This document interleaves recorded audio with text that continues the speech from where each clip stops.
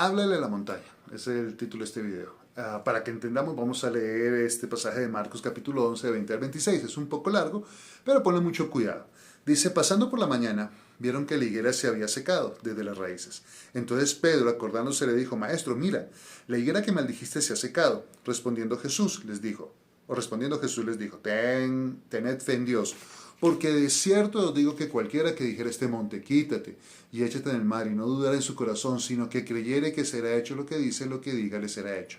Por tanto os digo que todo lo que pidiereis orando, creed que lo recibiréis y os vendrá.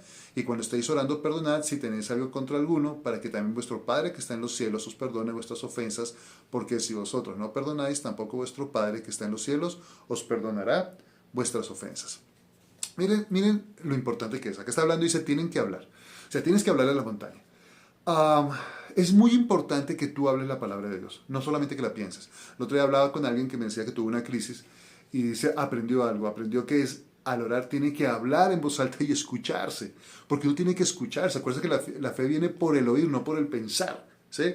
Entonces, ustedes tienen que aprender a hablarle a las montañas que se muevan. Ustedes tienen que decirle al sicómoro, que se mueva y se desarraigue y se plante en el mar. ¿Sí? Que fue otro ejemplo que Jesús puso. Nosotros tenemos que aprender a hablarle a los problemas en voz alta confesando la palabra. O sea, ¿qué es lo que tú hablas? Tú no le dices al problema, vete, no te quiero ver. No.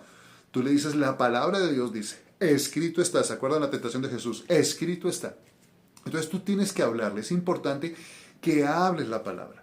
Es importante, no dice que cualquiera que piense, no, dice tienes que decirle a la montaña, quítate y échate en el mar. Entonces el primer paso para que una fe empiece a funcionar es que tú tienes que hablar, declarar, hablar en voz alta, decirle el problema, decirle la dificultad, decirle la enfermedad, decirle la escasez, decirle a la falta de fe, no sé, a lo que estés luchando. Y tienes que decirle, vete en el nombre de Jesús, o esto y lo otro, la palabra dice esto y esto y esto. ¿Sí? Entonces es muy importante hablarle. Después llega y dice, y no dudar en su corazón. Estuvimos viendo en los videos pasados que fe es esa creencia, esa persuasión que está basada en el oído.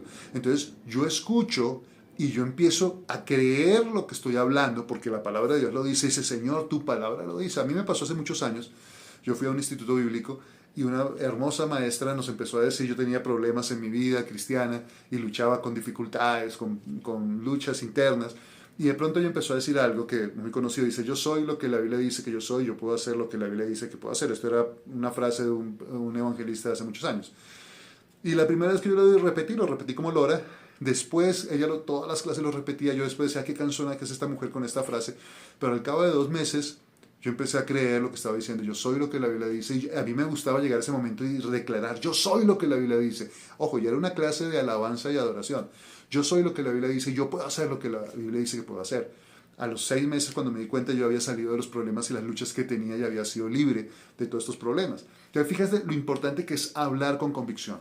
Ustedes tienen que decirle a la montaña con convicción. La palabra de Dios dice, ustedes, una de las ventajas es que no depende de ustedes porque Jesús lo hizo. Entonces ustedes sencillamente hablan a la montaña y la montaña tiene que empezar a obedecer.